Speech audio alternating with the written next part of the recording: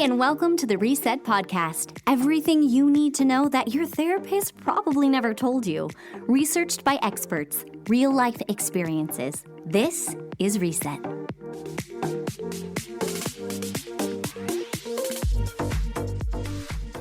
Hello, what's up, beautiful people? It is your host, Kristen, and Joe Jardine. And we're so glad you're here with us today. We have been doing something super fun lately, and that is something called Pickleball. Oh, yeah. You know, this is something I swear I would never done. I would never do. We both did. We made fun of it. Because as avid semi-pro tennis players that we are, and by that I mean playing doubles every Saturday with 7-year-olds. Hey, those 7-year-olds are incredible. They beat us. They shout out to who you are out there. Probably not listening. Our dads. Yes, I mean they probably are listening very loud to this. But you know, what happens is just here's what's going on. Pickleball came in, and you had to make a choice. You have to make a decision. Are you going to be a pickleball player or a tennis player? And the tennis players don't like pickleball players because they're taking over their courts. And we see them lesser than us. We see them as just, how can I put it, unathletic. They just stand there and you hit a wiffle ball, right? And I told you, I'm not going to do this. Like, I'm not there yet. And then one day last year, we went in and it was like hitting a jackpot when it goes ching, ching, ching, ching, like Pavlov's dog, just the sound, like it's dopamine flood. The sound of the wiffle ball hitting that paddle, that clicking sound. Got me all day long. It was so much fun. Here's the thing, though. We actually just realized this last week or 2 weeks ago when we were playing. We do play more like tennis players playing pickleball because the older folk, I don't know how they do it. They stand there and hit it. It's like unbelievable. Like the ball just comes to them. We're like, switch, diving back, diving forward. We are sweating at pickleball and everyone else they didn't care. They just sit there, no sweating. And we also knows that the older folks get a little bit angry with us because I like to smash it to their belly button. That is my game plan. He does some evil plays. Yes, and so they get really upset because they want dinks, not hits. So what is our point? Why are we talking about pickleball, right? Well, we also we want to talk about recreational intimacy today. And there are certain things you can do with your partner if you are dating, married, that is outside of just going to dinner, right? How can we connect on a different level? So let me chime in here. I think this is something we don't talk a lot about. I think this is something that a lot of therapists don't talk a lot about with their marriage couples, dating couples, or just people in general. And there's different types of intimacy. Obviously, we know there's physical intimacy, which could just be the aspect of just like holding hands, cuddling, things like that, right? There's sexual intimacy, which we know what that is. But there's also, of course, emotional intimacy. There's we can do even mental intimacy, just having a good conversation, right? And then there's something called recreational intimacy. And this is the aspect where the couple comes together and they do recreation.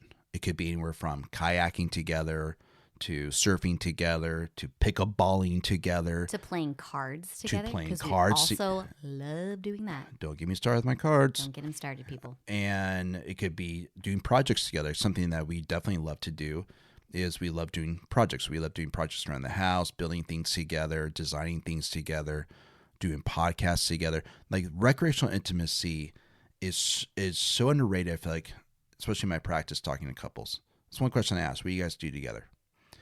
And they just kind of go blank, right? And by the way, recreational intimacy isn't watching Netflix together or watching shows together, things like that. And I think about this because even when it comes to couples who have affairs, a lot of times I've seen affairs occur in ways of recreational intimacy. Like, you know, maybe they go to one of the spouses or partners go to like a CrossFit 5 days a week and they get connected there or at a gym, right? Or something like that. Or chess club. Or maybe the fact is, and I've seen this before, when it's, you know, they start playing tennis, and then with tennis they get into like a mixed doubles thing, you know. And so I think one of the major lifelines of any relationship is finding someone, or if you're married, finding every week to fill up or to feed your recreational intimacy appetite. And how important it is to do that, because it creates something called experience, experiential. It's an experiential intimacy. Experiencing life together creates memories and it imprints in the mind, right? Seeing your partner in action, working together. There's a aspect of being vulnerable as you work towards it. As you know, pickleball, we say things to each other between those lines that we wouldn't say in the household. You know, we're competitive, you know, but we have fun with it, you know? We do. And so it's just one of those things that it's important that a lot of people don't think about or talk about. And when I ask them, they go blank. We ask this with our couple friends.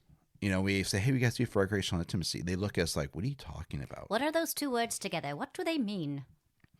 You know? But there are so many things, too, you could do with other couples within recreational intimacy. Obviously, when we're playing pickleball, we're playing against somebody. Or if we're playing cards, we actually like to play cards just us two as well if we're on vacation or whatever.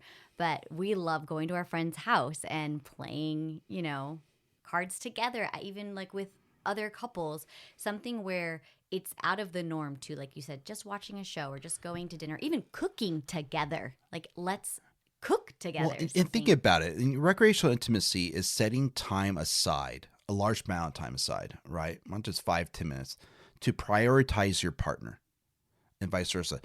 And if you have children, as we take them to pickleball, they see us kicking butt and winning, you know, shows that we're winners.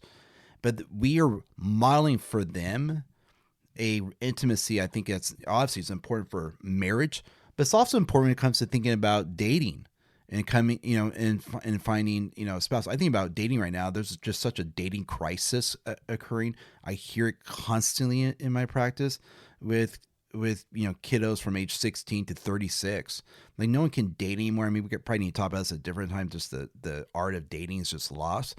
But one of the things that I hear a lot is, especially from women, is dating is boring because all they want to do is go out and grab a beer.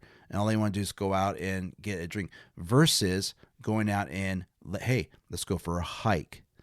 Let's go bowling. Let's do karaoke. Let's go out and experience something together, right? Which is so important, I think, in so many ways. But guys are kind of losing that creativity aspect of it. And we could say, well, I mean, a lot of them are just, you know, they're just stuck at home playing video games or things like that. And that could be true. I also think it's because they just didn't see it so much with their own kids, with their own parents. And I think about the divorce rate being so high. You know, we came from a county that was the highest in the nation, 73% divorce rate, right? Wow. And I think about, you know, how many of those couples to divorce actually had recreational intimacy, that they played golf together, they played tennis together, right? They design things together and pursue things within the home, or when it comes to even, you know, like you talked before, playing cards. Like, you know, we're old people. We're old in mind. We're old souls. We're so old souls. But that is something that is important that we do together. Now, the hard part is sometimes you're with someone and their personality type is, I want to be a lone wolf. I'm a lone soldier. I don't want to do all this stuff together, babe, or something like, you know.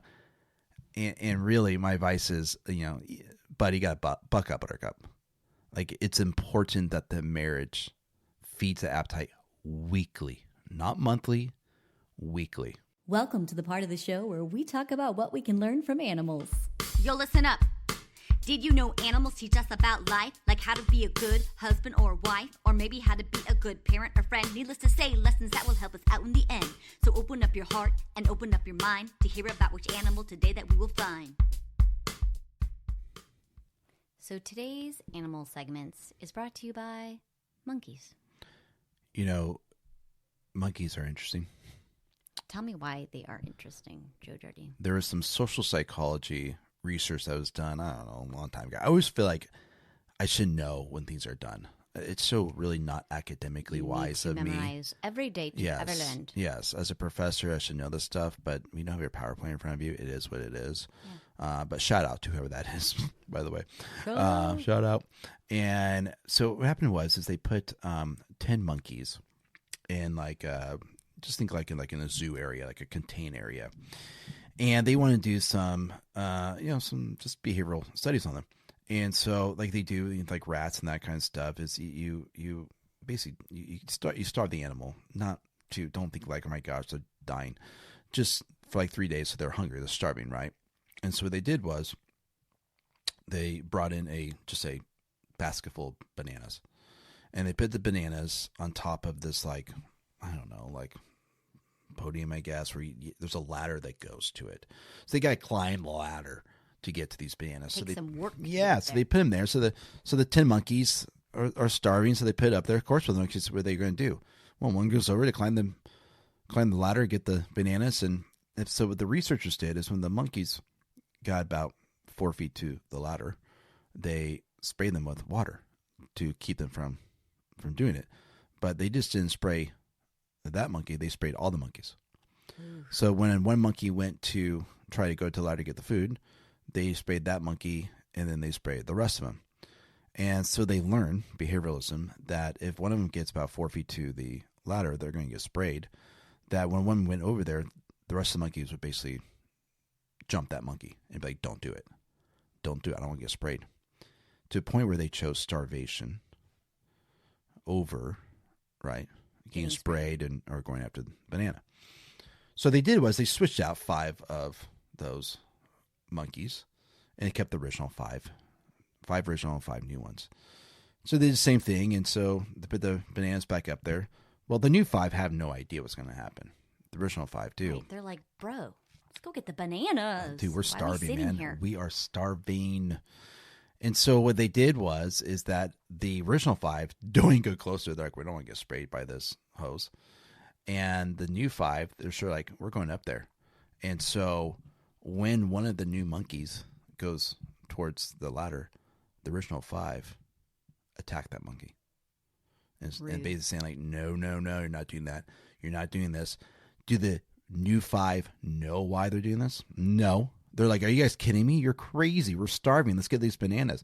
But the original 5, like, no way. We don't want to get hurt. We don't want to get sprayed. And so they do this to a point where the new 5 are now conditioned to, I don't know why, but we're going to choose starvation. So then they got rid of now the original 5 of the 10, and they kept the new 5, and they brought in 5 new more monkeys. Now, at this point, have any of these monkeys ever been sprayed by water? No. At this point, They don't know the consequence. They have no idea. So they did the same thing. Brought in the 5 nuggets, the 5 brand new monkeys. As they got close to that ladder, that like 4 foot line, the other 5 monkeys went and attacked those monkeys, basically saying, "Don't do it, don't do it, don't do it." They went and attacked them. Yep, went and attacked them and said, "Don't do it." In so many ways, and to a point where the brand new 5 monkeys chose starvation. They don't know why they're choosing starvation. They just know I get jumped if this thing happens. So now we have all 10 of these monkeys that have been conditioned not to choose the bananas, instead of choose starvation, right? But they've never been sprayed. They've never been sprayed. They don't know why. They don't know why. So the researchers then say, like, well, how can we convince them? Like, we're not going to spray them anymore. How do we override? So they put the monkey, they did the same thing, put the bananas there. They took away the hose. They basically even put like bananas like on the actual ladder itself to go away. And they wouldn't do it. They couldn't do it. They wouldn't do it. The monkeys still chose starvation out of fear. So what is the point of this social psychology experiment? Well, a few things they found out. First of all, is that the monkeys didn't know there's like this imaginary 4 foot line. They crossed it. They didn't put a line down on the sand. Yeah. Right. But they just knew that was it. And so they would always go around it. Right. Like they would, out of fear, they would never reach it. They would get close to it. Right. But they would never get close. So it created like this perfectionist behavior where they would make sure they get nowhere close to like that line. Right. They learn like, okay, I don't want to get close to it. So they started to discriminate against that area, right? And so which really created in return like this like perfectionist behavior of never getting close to it, that then they would never have a chance to even eat or get the banana. So they found that out. They also found out is that monkeys, right, will choose starvation over the fear of getting hurt, right? And I think that happens with human nature, is that fear becomes so great fear becomes so paralyzing that at times we choose something that could be death, starvation, than we do when it comes to being attacked by our peers or when it comes to pain or hurt or something like that, right? Which is strange because you're still inflicting pain on yourself because you're hungry. Well, I think what it is in so many ways, you're able to control your pain. So think about like with eating disorders is a lot of times, a lot of times there's a question on the licensing test for psychologists or therapists, and it says what relationship does usually eating disorders go through, like get triggered by or be created by? It's mom, dad, and it says mom, dad, and then sibling. Well, not everyone who has eating disorders has a sibling, so you cross that off, right? Then you have mom and dad, right? And the answer is actually mom. And so you think about a lot of people with eating disorders have a very authoritarian mom or like a borderline mom, and they have no control of their surroundings, no control of who they are, what they can do, and that kind of stuff. So what do they control? They control eating, or they control starvation. And so the pain of these monkeys from their peers, they had to control something. In so many ways, they're saying, I'm going to control starvation at this point, right? So it's like, is it false control? Absolutely. But sometimes when you're in pain, you need something to control, one pain over the other. The other part about this, when it came to the monkeys, which is interesting, was the fact that they had an inability to convince them that we're not going to spray you. Come. Go to the ladder. Eat the bananas. Well, they didn't even know the why the last time. Well, and that's right, and that's what the research said. They couldn't convince them through rewards. Like, to still cross this line, you're going to actually be able to eat this banana. Right, because in so many ways, they had an inability of speaking monkey. Well, and they had created this unhealthy relationship with that boundary. Well, and so they found out is they couldn't explain to the monkey why it's okay. They couldn't tell him why we're not going to do this. They didn't speak monkey. Monkey didn't speak English? Human? I don't know. And so what they found out is how important to change behavior is that you need to have the ability to express the why, talk about the why, and know the why. And so you think about, so you think about with kids, is some parents, they can't stand when their kid says, why? I'm not going to keep answering the why question. I'm going to keep answering the why question. It's so annoying. We know, and we made a point from early on, is that every why question is going to be answered, even if it's been asked 10 times in a row, including, of course, at age 2, the kid saying, why? And we just keep answering. Why is that? Well, because first of all, it shows that their words matter to us. And if our words don't matter to us, they're going to find it elsewhere where their words are going to matter. Secondly, we want them to be explorative. And why is an explorative question? Understanding that. And now we see that more as our kids grow up, that why does matter to them. Thirdly, as we're finding out with behavioralism, it earns like a trust. It earns the ability to, in many ways influence others, right? To express that why, right? And do it, right? And lastly, I think it avoids like an authoritarian parent. A lot of authoritarian parents don't answer the why. They say, why? Because I'm your parent. So. Yeah, I'm your parent because I said so, and that's authoritarian, right? And so it's important for the kid to understand is that my thoughts matter to you, my emotions matter to you, my words matter, because if not, they're going to search it elsewhere. In which we see that often, especially now with like social media, and there's plenty, especially of the opposite sex, let's say, that are willing to give that attention in exchange for other things, right? And so I think that's what's important. So that's what we learned from the 10 monkey research. Yeah. The why matters. Communication, baby. Communication. And now back to the show. Well, and I just want to say, too, it is fun. Recreational intimacy should not feel like this chore. Like you're saying, I mean, we're ambiverts. We're introverts that also are a little extroverted. So there are parts of us that could just be at home doing nothing all the time. And there are going to be times where it's like, oh, I don't want to go do this or whatever it is. And then you get there and you're like, this was so much fun.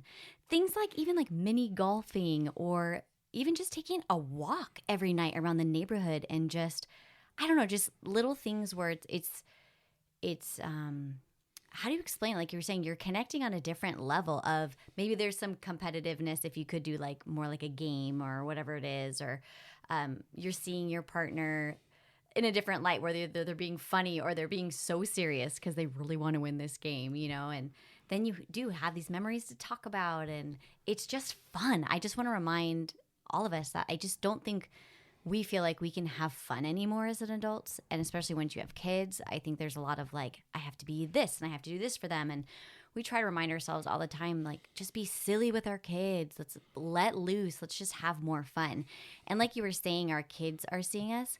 I also think there's this really neat thing. Sorry, you were saying our kids see us when we go to pickleball or even we're at our friend's house playing games, card games. They're playing with the kids there.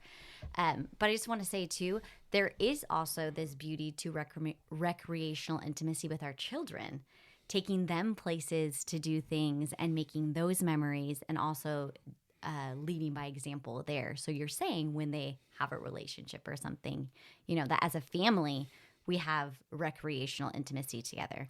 Well, I think you bring up a good point, which is, when we talk about this, a lot of us just don't have fun anymore. And we lost that fun, whatever that may be, if it's just being too busy or just crises are occurring, whatever it may be. But to bring back fun with us, bring back fun with our kids, bring back fun just in general. Fun's a great way to respond to failure. Fun's a great way to respond to success. Fun's a great way to respond just with the everyday. Having a hard week, having a great week, something to look forward to.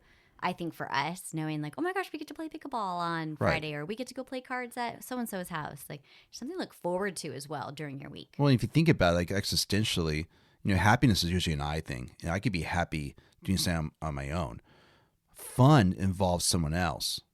And to have fun in life means there's this community-based energy, right, that comes with it, or just in this case, we're talking about a significant other, right, and just the lifeline of it.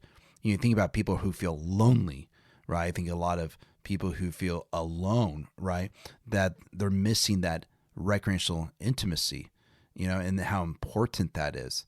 You think about, there's a small town, I think it's in Pennsylvania, that they live the longest in America. Like they just, on average, they just live longer than anyone else does.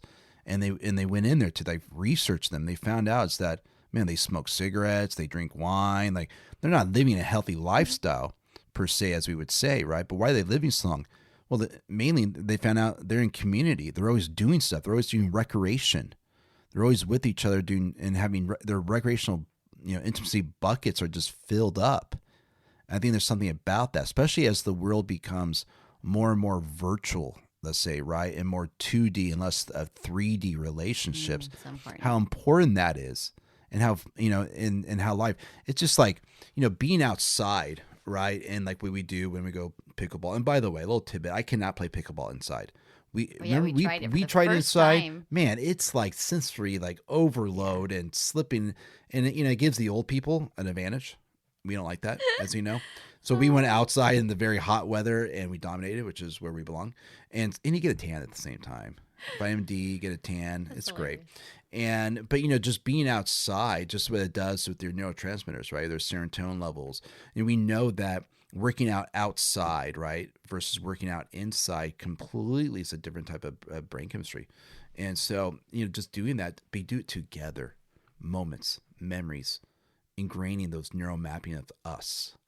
And you might have to stretch yourself a little. And you might be thinking, I have no idea what I would want to do with my partner. Like truly, like I don't know. Sit down and talk about it. Talk about the things that you find are fun, whether that is something more laid back like cards or bunco or whatever, or something more strenuous like a sport.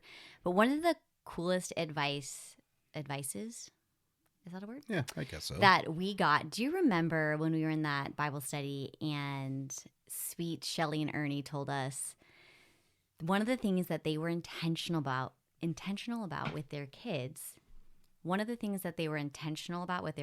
which I love, is they put them in golf and they put them in skiing for a couple of reasons. One being, your kids, it's fun to have a sport and learn sports. So in high school, you can play something, right? But the second reason, the main reason they did this is as a family, they said when they would go on vacation, it was things they could do together anywhere. There's always a golf course somewhere. And in the wintertime, when they would go up to the mountains, they would ski together. And so it was something as a family they were super intentional about to make sure that when they traveled or they went somewhere, they knew they could always go play golf or go on a mountain when it was cold. And that has stayed with me because we love tennis. We have talked about trying golf for sure with our kids, but there's usually tennis courts too when you go on vacation or you go somewhere where we all bring a racket or you can rent a racket. And it's just so fun to have something to do, either just like we were saying as partners, if we're just on a vacation, us, or with our whole family. And I loved that idea. And golf is a great one because you can grow old with it. Well, I think about just what we've been doing as the kids get older is every time we rent these like VRBOs and that kind of stuff when we go around is we do two things. We do, first of all, is we book a fishing trip with our son, right? Like with a guide. So that's obviously recreational intimacy. Our daughter, who's younger, obviously, is a little different. And what she loves is hot tubs. So we make sure we get a jacuzzi and then we go in the jacuzzi with her. And she likes playing this game of keeping the shark in its cage. I'm the shark. And sometimes the shark needs to be trained. And sometimes I get out of my cage and the bubbles provoke me. Anyways, it's a fun, interactional, recreational, game to do. But here's the thing is that we're purposely finding intentionally when we go places that we have to do things that are recreational, not just for us as a couple, but also for our kids, and to teach them that experiential is important. Experiencing is important with each other. And so it is hard. I think it takes self-awareness to realize what do you enjoy.